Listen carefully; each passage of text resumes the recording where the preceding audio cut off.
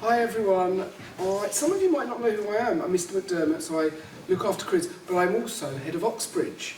So I also look after our Oxbridge programme in year 12 and 13. And Katie here, she left Surbiton in 2018, so was in our Oxbridge programme 2017 to 18, and went on to Oxford to study philosophy and theology. So she's going to talk to you a little bit about that, about her experiences. Please do ask questions. I know you will. They were actually the years 7 to 9s. Yes, they were amazing. You know, usually they sit there like startled bunnies, and they weren't like that at all. So do ask questions. I know you will. And what else? Do I need to say anything else? No. Oh, and there'll be a little fun discursive activity later. Don't worry. One thing that's really important if you're thinking about something like Oxbridge, potentially, this is not an Oxbridge talk, by the way, but a skill a scholar should learn is to not be frightened to say things, even if they might be wrong. So have a free discussion, you know, you're not being judged. Oh yes, definitely not a test. No. All right, so over to Katie. All right, well, thanks for all making the time after school to come down. I know it's super busy. I was going to introduce myself, but Miss McDermott's kind of done that already. But to begin with, I know that you're all kind of at different stages with thinking about university. For some of you, it's kind of like looming around the corner and coming up soon, and for some of you, you might just be thinking about it for the first time. But you're all kind of at the beginning to narrow down what it is you might want to study. And so the main theme that we'll run through talking to you today is kind of about broadening your horizons and considering things you might not have considered in the first place. And so maybe I'll have some things to say that will make theology be the thing that you considered which you wouldn't have considered before. Maybe not, maybe it'll be totally boring. But either way, if I've learned one thing from my journey from starting the Oxbridge programme through to the end of my degree, it's that the things that you think are the things you've always wanted to do and are set on doing aren't necessarily the things that turn out being the things you enjoy the most in the end. So hopefully I can introduce you to some things that you hadn't thought of and might be interested in. But yeah, I'm just going to talk to you a bit about my journey from Surbiton to Oxford, my process with choosing a degree, choosing a college, choosing a course, and then a little bit about the course that I did and the course that I will be doing next year, my master's at Oxford. When it comes to moving on to university, choosing your course, I think has got to be one of the most important decisions over what university you go to, over anything else, because once you're studying one thing, you're going to be reading about it loads, you're going to be writing about it loads, you're going to be talking about it loads, and all of that becomes so much easier if it's something that you actually care about and actually find interesting. And so considering some of the more niche options is a good way to really figure out where your passions are, rather than just going with your favourite A-level subject. It's a good place to start. There are so many things on offer, and it's worth considering them all when you're making that decision. But that being said, I'll start with a little bit about me. Applying to Oxford hadn't really crossed my mind at all until I went on a trip to Cambridge in year 9. And I just fell in love with the place. I thought the libraries were beautiful. It was basically like walking into the set of Harry Potter, because it kind of is. And from then on, I was set on Cambridge, ironically. It was what I wanted to do, and I was sure that I wanted to study law. So this was the plan. I was going to go to Cambridge and I was going to study law. And then when it came down to actually choosing something, I found that I much preferred the courses. I much preferred philosophy over law, and I much preferred Oxford to Cambridge. So there was a lot of mind changing that went on. I ended up switching to Oxford mostly because when I walked around Oxford and I was actually thinking about imagining myself at university, I just much preferred the place to live. And I think that's another thing worth considering, is that when you go to university, you're kind of choosing a lifestyle as well as just a course that you're studying. So yeah, like I said, pre-A-level, I was set on studying law. I'd watched all the legal dramas on Netflix, and I thought, I loved a debate, and I thought, that's what I want to do, that'd be loads of fun. But I took, skipped ahead. I took philosophy for one of my A-levels and just really enjoyed it. I'd never studied something in school that I felt so passionate about and so involved in the classes. I found myself wanting to go away and read more. And so I went to my careers advice meeting with Mr. McDermott, and I told him this, and he said, well, why don't you consider studying philosophy? And that was something that just hadn't crossed my mind at all. And so then it came to choosing the course at Cambridge over Oxford, And at Oxford, they don't actually offer a philosophy course. They only offer the philosophy and theology, or they have philosophy in a lot of joint honours courses, but philosophy and theology was a sensible choice. And so at that point I thought, well, I want to do philosophy and I want to live in Oxford, so I guess I can put up with theology. I don't really know what that is, but it's probably something like religious studies, and I can do a few boring modules and then gradually whittle it down and basically just make it into a philosophy degree. But ironically, as you can see here, next year I will be studying a master's in the theology department, the study of religions, where I'll be specialising in Hinduism, Buddhism and Indian philosophy, which is something I would have never known that I was passionate enough about to do a master's if I hadn't have randomly chosen the philosophy and theology course. So my hope is that in introducing you to what theology actually is and giving you a bit of knowledge that I didn't have, you can make slightly better guided choices than me, because I luckily ended up finding that theology was something I was really passionate about, despite not knowing very much about it when I applied. And although I committed to applying to Oxbridge pretty early on, I was determined to not let it interrupt my having a life separate from academia, so I continued to be involved in a lot of extracurriculars. I was involved in the musical and charity events, fashion show, all the things that you guys know about. But if joining the Oxbridge program is something that worries you because you think it's going to be a whole bulk of extra work and have to make you sacrifice on being a human and not just being dedicated to applying to Oxford or Cambridge, it's not the case at all. You can keep up the things you want to do. It's as much work as you make it. And like I said before, if what you're applying for is something that you're really passionate about, really enjoy, any of the little bits of extra reading that you might be doing, they don't really feel like work. So don't let that put you off right off the bat. You can still do loads of fun things. And I think it's so worth doing. You can see here on the right, this is Keble. This is the college that I went to. In my second year, I lived there in that window. And then in the middle is the Divinity School, which is part of the Theology department, which you might recognise from a few scenes in Harry Potter, where they're practising dancing for the Yule Ball and they have the big gramophone. That was filmed in there. And then on the left is the Philosophy and Theology department, which is really stunning. So one of my favourite things about my undergrad experience at Oxford is just being able to live and study and move between these beautiful buildings. It makes the whole thing feel really, really special. And despite the last year and a half being not quite what any of us expected, I was able to do a load of fun things, go to some lovely black tie dinners. The Oxford and Cambridge balls really are as amazing as they're rumoured to be. I couldn't believe it. I was involved in the ball committee, which I thought would just be like organising the Surbiton prom, and I ended up way in over my head when I was in a legal battle with Sigma's management trying to book them for our headline act. So I wasn't quite qualified for that job, but learned a lot from it, and Keble Ball was really like a day festival.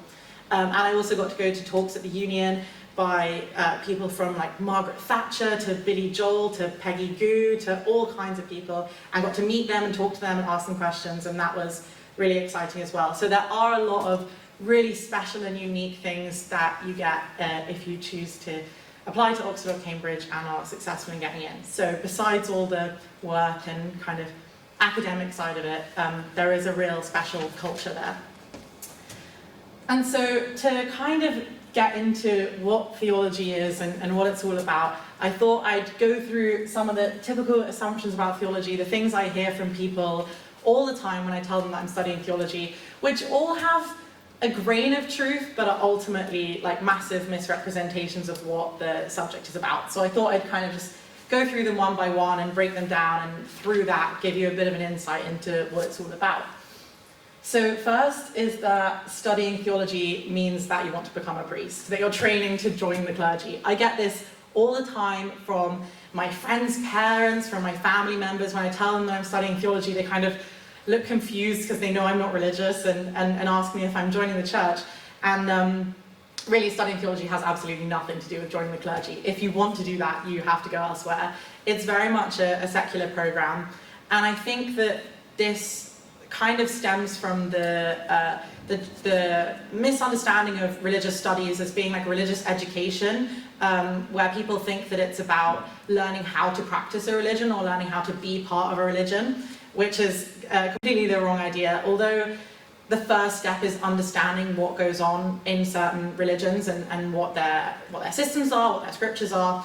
It's kind of a step beyond that, which is then looking at them from the outside, analysing why they think what they think, what it means for the societies in which they exist, and how they came to be that way, and kind of critical analysis of what religions are, rather than kind of learning how to be part of that religion. So whilst there is some scriptural learning where you will look at texts and what they contain, it mostly goes beyond that, and I've listed a couple of the modules that you might find, like anthropology of religion, anthropology being the study of humans, so looking at why religion developed in the earliest societies, sociology of religion, so judging like whether religion benefits societies and whether it makes them function better, philosophy of religion, which is kind of tackling the big questions about the existence of God, like arguments for the existence of God, the impact of evolution on our understanding of God, basically whether the concept of God is a coherent thing,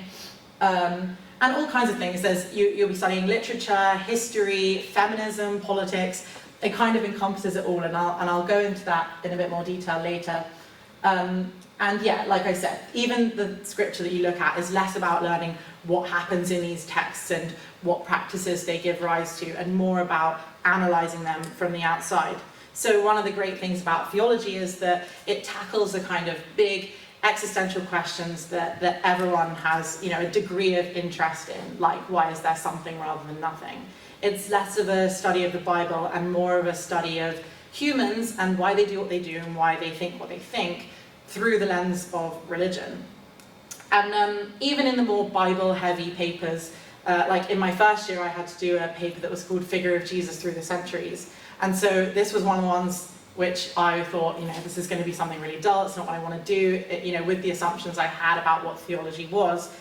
Even in that paper, I did study early Christian theologians and early church fathers and interpretations of the Bible, but then compared these against modern literature. I studied Dostoevsky, we looked at depictions of Jesus in modern film, in art, and so it really is kind of cross-cultural, and it's not all just getting out big dusty old Bibles, leafing through them and learning what it means to be a Christian, and so not really learning to become a priest.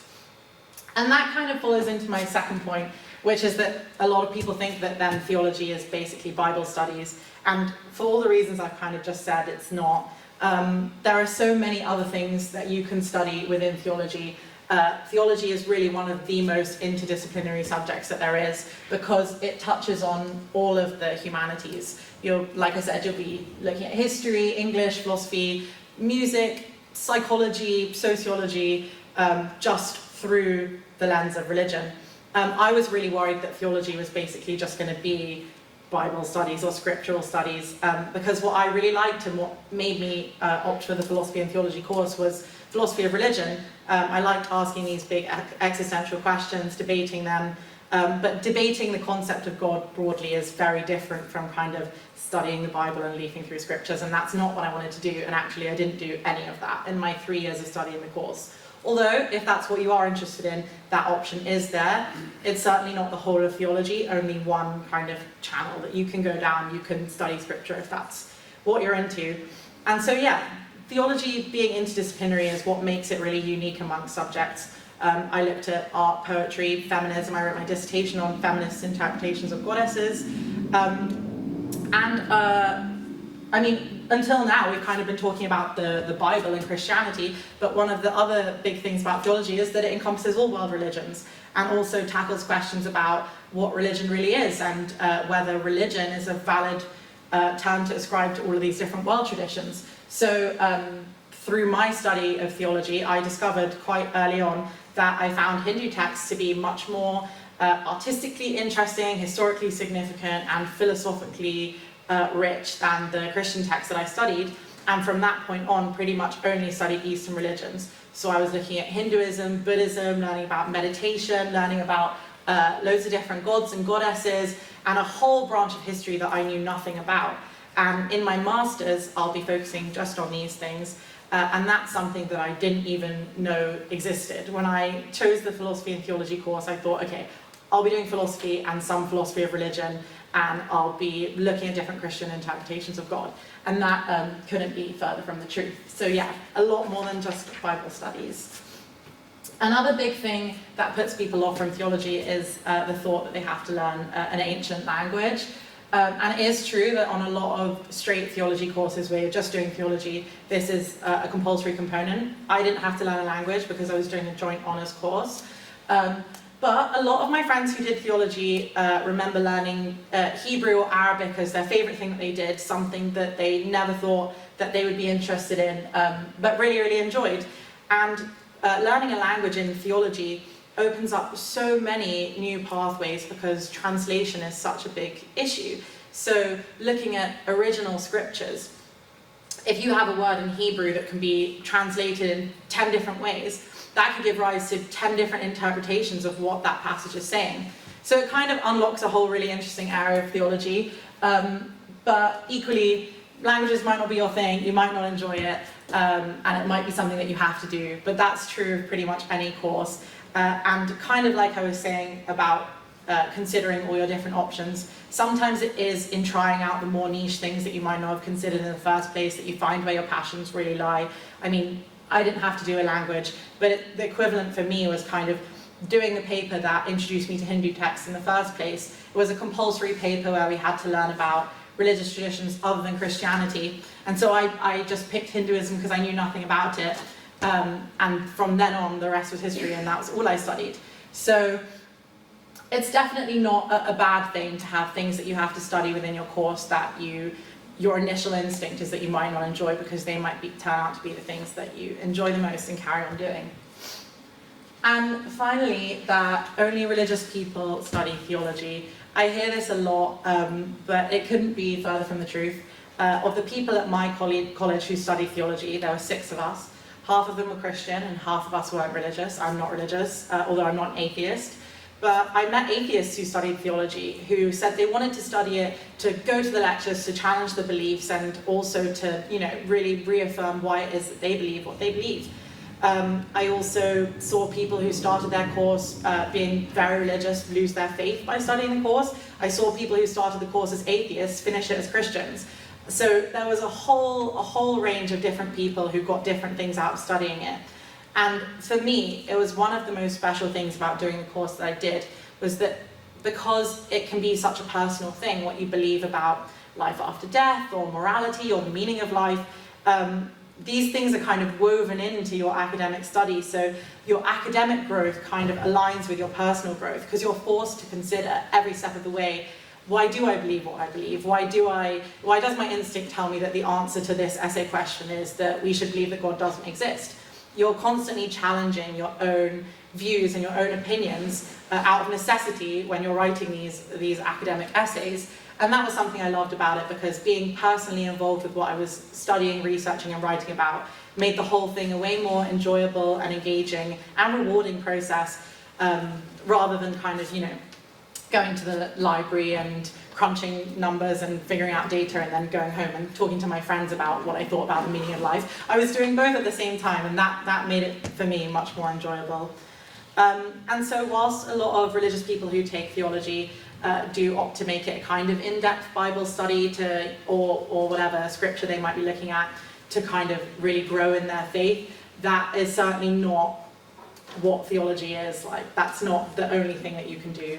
As I've kind of said throughout, there are so many different channels, and a huge part of theology is looking at religion through a critical lens from the outside, judging whether religion is valid and whether it's helpful and why it exists. And so whilst my master's will be largely personal research into things I'm interested in within Indian philosophy, Buddhism, and Hinduism, the compulsory paper on my master's is about this very thing, critically analysing the concept of religion. So it dissects the field of comparative religion, which compares various world religions against each other, and tackles questions like, does it make sense to call them all religions when they're all structured so differently? And is religion a colonial term? And why do humans seek out religion? And how do we even define the term religion, and should we?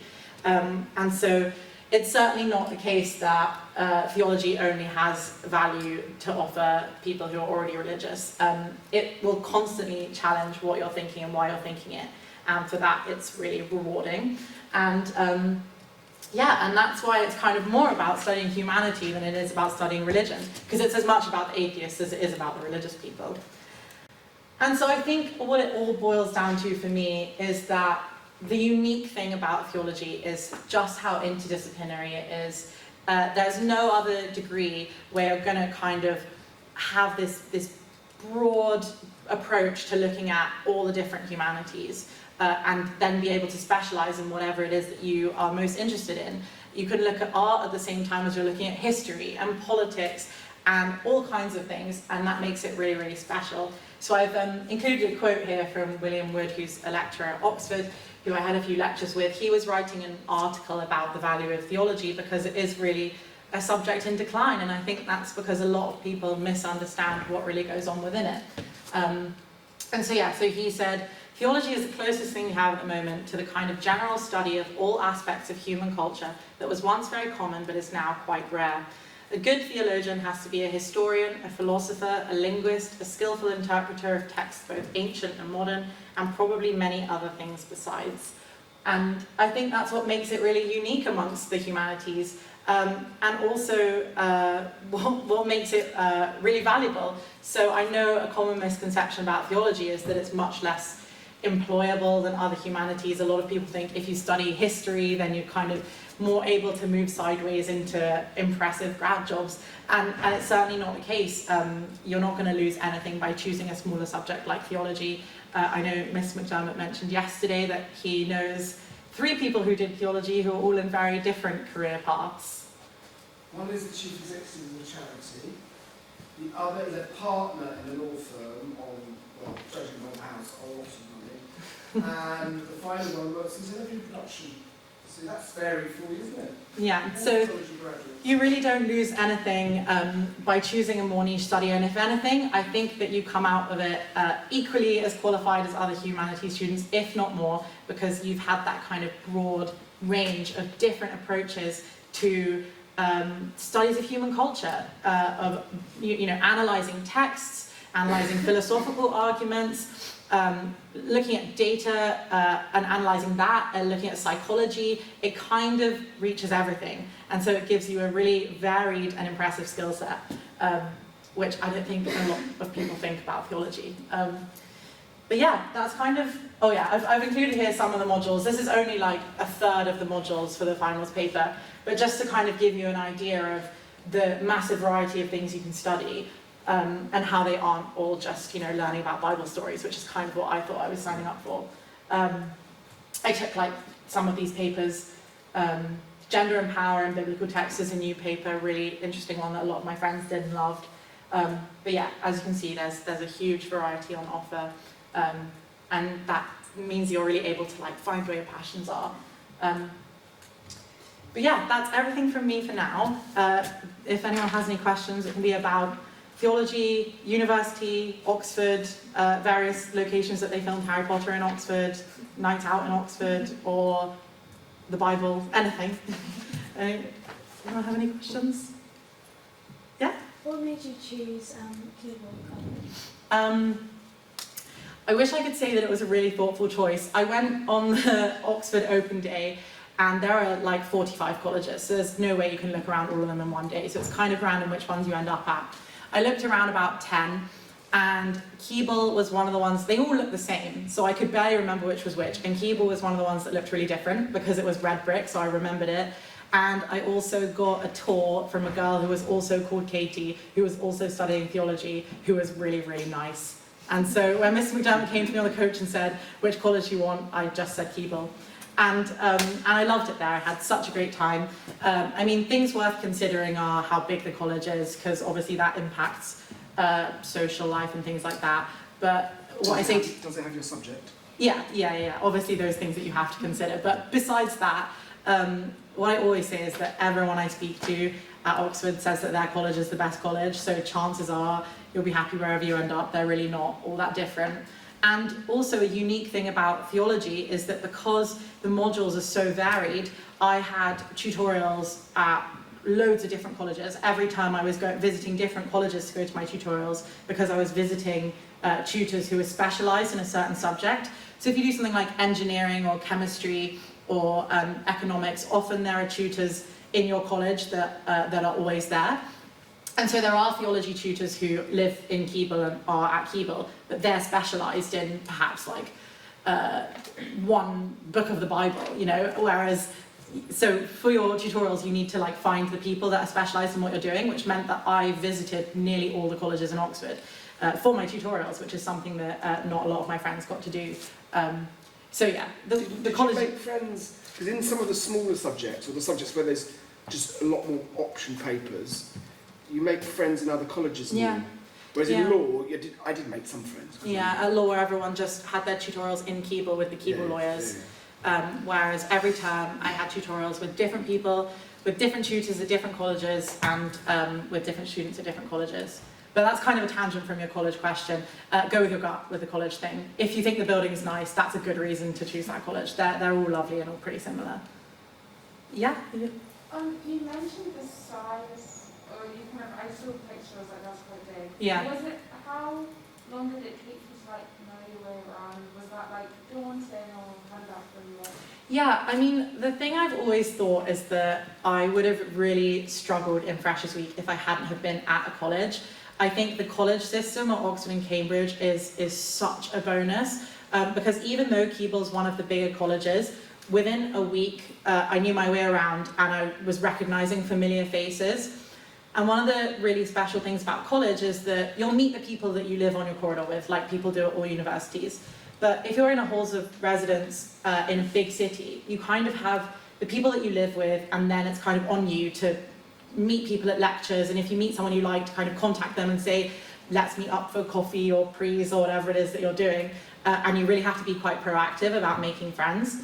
Whereas because college, even Keble being one of the bigger ones, is still pretty small, you have meals together in the hall, you're all sharing the same library, and so you're sharing a bar, you're sharing the common room, you're sharing a gym. So just by walking around, you start to recognise people, you bump into people again who you've met before, and it's this really natural process of getting to know people.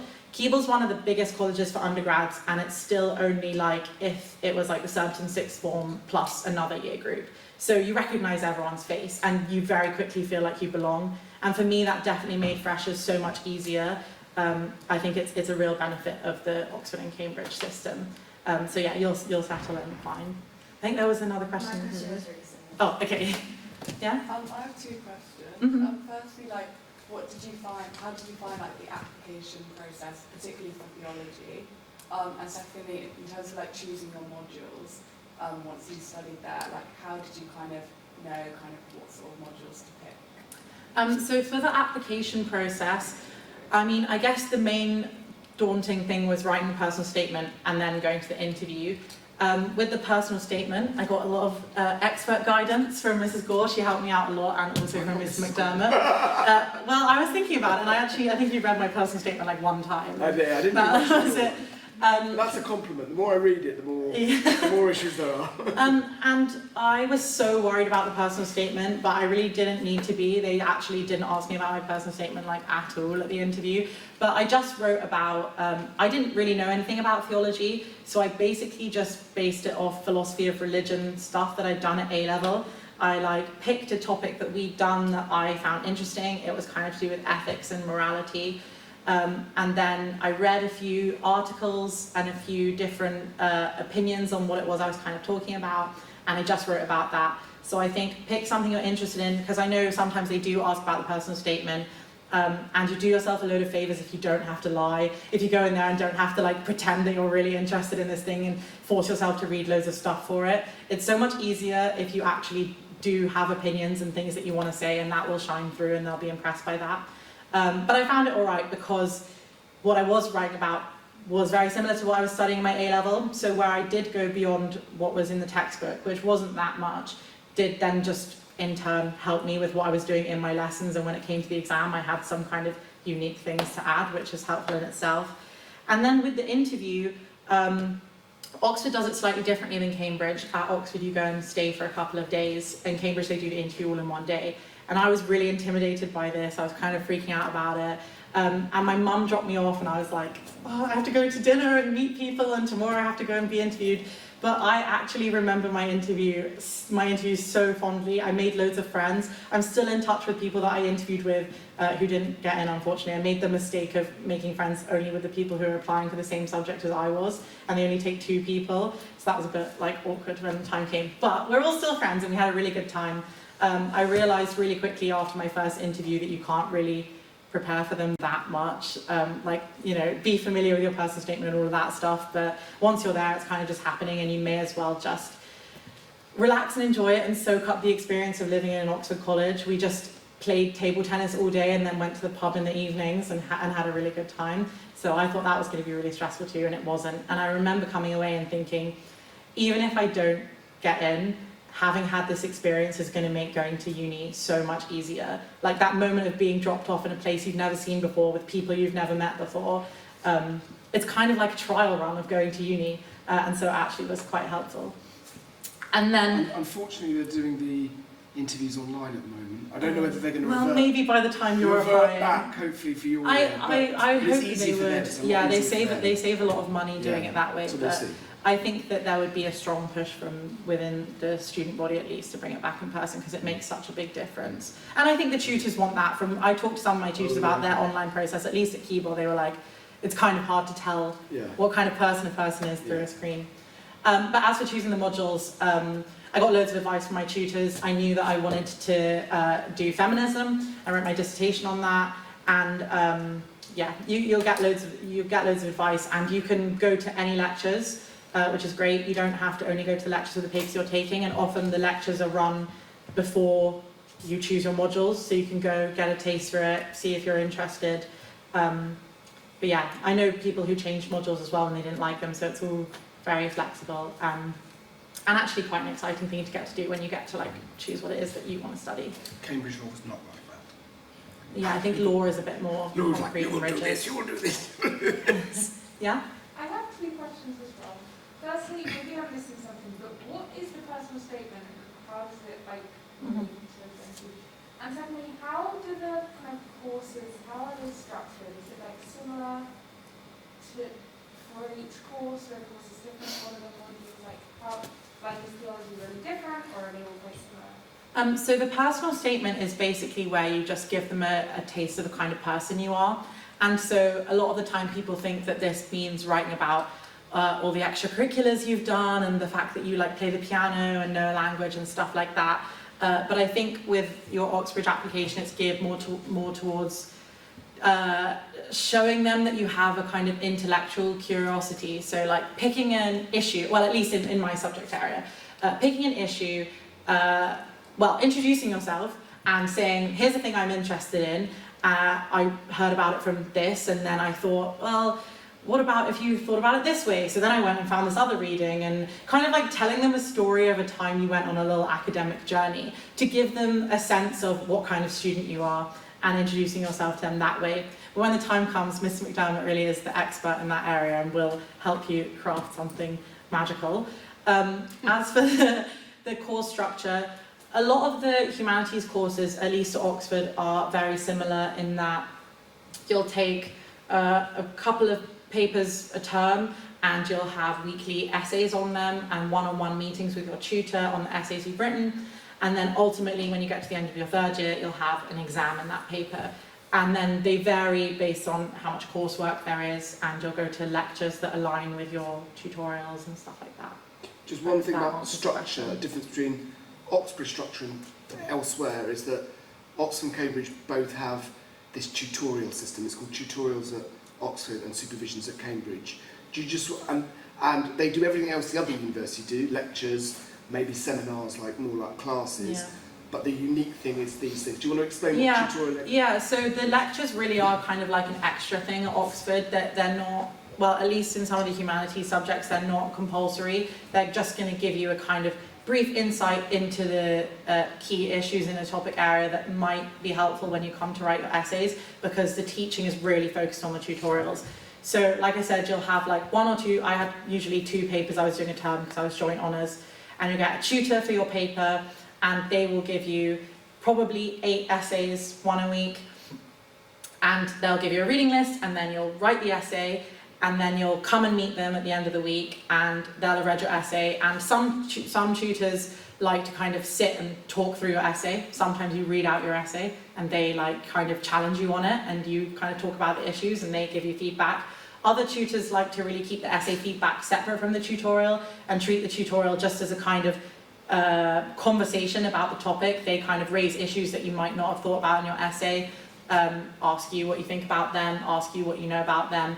And so it's kind of like a one-on-one class, which is a really special and really, really rewarding thing. I remember in my first week of my first year, in my first essay, I had basically written a whole essay arguing against this one reading that I'd done that I didn't agree with, because I was silly and a fresher. I hadn't looked at who my tutor was, and right before my first tutorial I discovered that my tutor was the guy who had written that reading. And so I was like, oh God, you definitely know more about this than me and you're going to hate me. But I went in and he loved it. I think he thought that I knew and had done it on purpose. But luckily he was one of the people that, you know, that kind of boosted his ego and he enjoyed it a bit. But if I wasn't so intimidated and scared as a fresher, I would have appreciated how kind of special and exciting that is. I mean, this is the first reading on the reading list that everyone in the uni got, and I got to sit across from this guy at his desk, just me, in his office, talking about the thing that he's basically spent his whole career researching, giving my opinions and having him critique them. And so the one-on-one thing is really special, and even more special when it's one-on-one with like world experts in your area.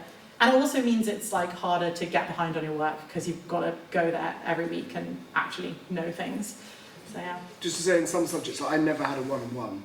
Our supervisions would be, maybe the smallest I had was 2 students and the professor. Yeah, I think the it's maximum more. was 4, but smaller subjects. I think it's more like, common in theology again because it's smaller and also because it's so kind of varied. Yeah. Yeah. It might seem a bit of a random question, but how is like social life at Oxford, Cambridge? Because I know there are quite a lot of.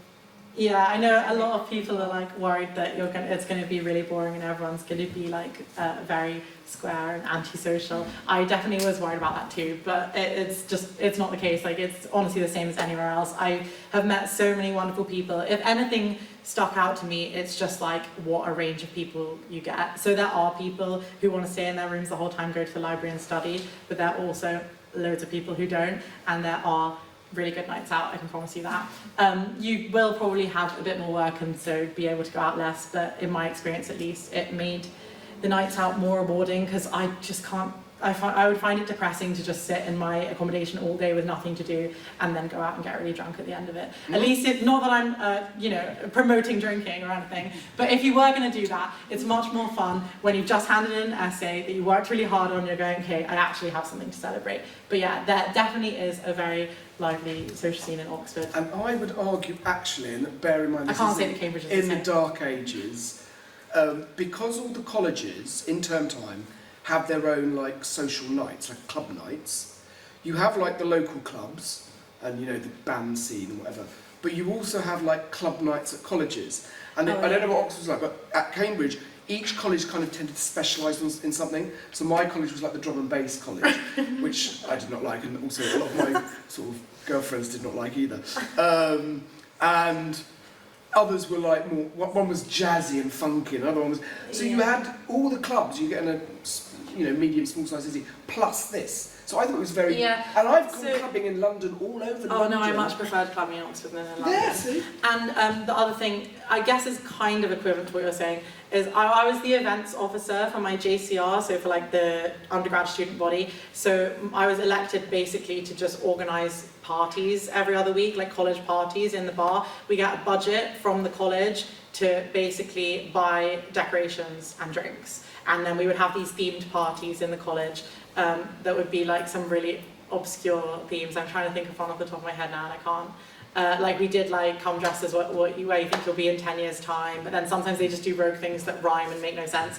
Anyways, it's really fun and everyone comes down. They're called BOPs, which is like an acronym for Big Organised Party. I don't know where that came from. Like a lot of things in Oxford, there are a lot of like weird traditions that you just kind of accept as an Oxford thing that are just, But yeah, so there's lots on, and college means that the college social life, and then your uni social life, and that's a nice thing. Was the workload a lot to keep up with? It was definitely an adjustment. When I first started my first year, I definitely felt like it was a step up from my A-levels. But I wasn't really that surprised by that, because so far, like in my academic career, like every step had been like slightly harder than the one that came before. And it wasn't until because when you first start uni, you're kind of in a bubble and you don't really talk to other friends that much because you're just too busy meeting new people and stuff. And it wasn't until I had like my first like group call with my friends from Surbiton that I realised like how much more I was doing than them, that I was doing kind of like 3 essays a fortnight and they were doing like 3 essays a term. And then I was like, whoa.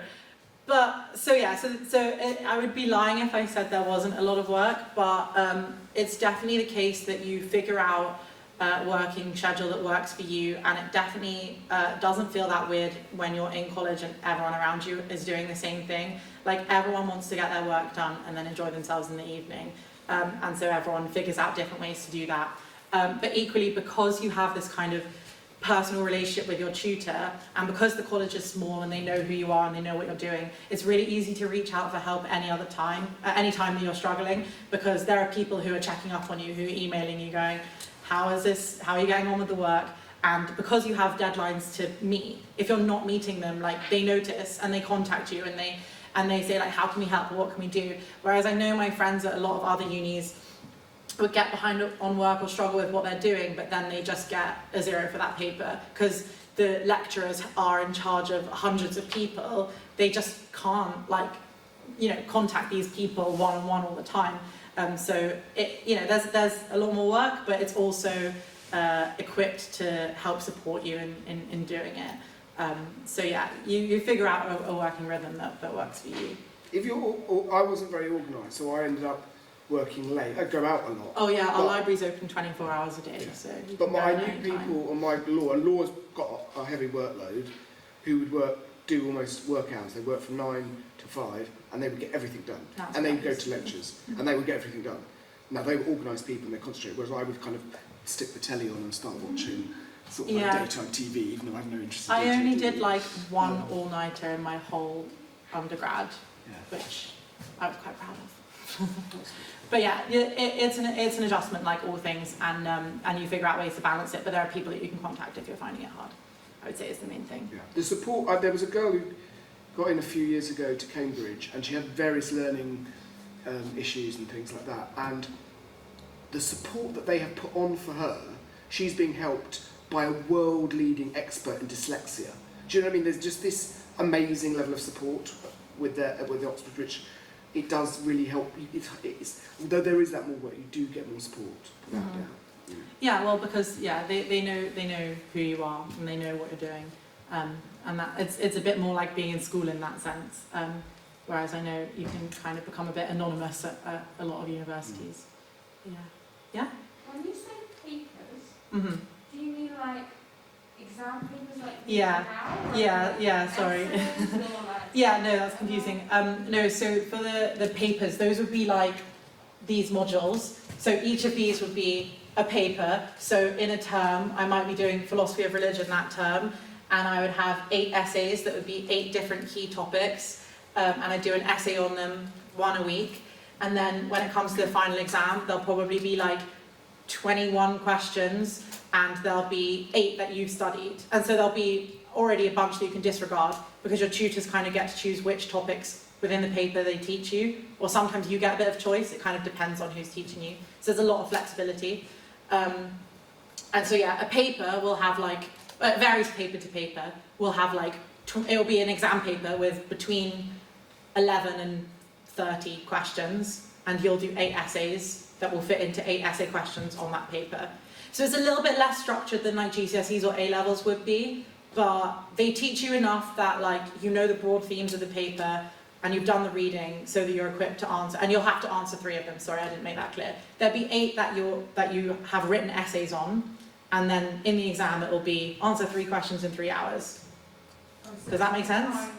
Times like write these essays on any of these questions? Yeah. So it'll be a lot like an exam, any essay. Like I think similar to like GCSE, like the English Lit paper, just like essay questions, and they'll cover the topics that you've done, and you've got to answer 3 of them, and you'll have learned at least 8 of them. And then there'll be some that you'll look at and go, I've never seen that word in my life, and that's because you've never got taught that, and so you just pretend that it's not there. In the sciences, you'll be given problem sheets. Yeah, I don't know So anything about sciences science. would be very, very different. But similar, like you wouldn't go to an essay. You might go with an essay, but in something like maths, you'd almost certainly go with a problem sheet you've solved and discuss your solutions with the tutor. Yeah, I think the only thing for people doing A-level, like it's quite similar to the philosophy A-level, but with GCSE, I would say the closest thing is to English Lit, because they will be like broad questions, and you have to find a way to fit what you know into an argument for that question. It's never going to be like, here's the syllabus, if you've ticked off every box of all these topics, then you know everything that's going to come up in the exam. It's a different way of learning, but you get used to that. The whole 3 years is training you to do that. The tutorial questions, the essays you'll get in your tutorials will almost always be past paper questions or similar ones to that. So you're basically writing the kinds of essays that you're going to be writing in your exams at the end of your 3rd year, in your first week of your 1st year. It's just that you learn loads of different content. It doesn't get that much harder from 1st year onwards. I'm mindful of time. Yeah, sorry, I've been going on for ages.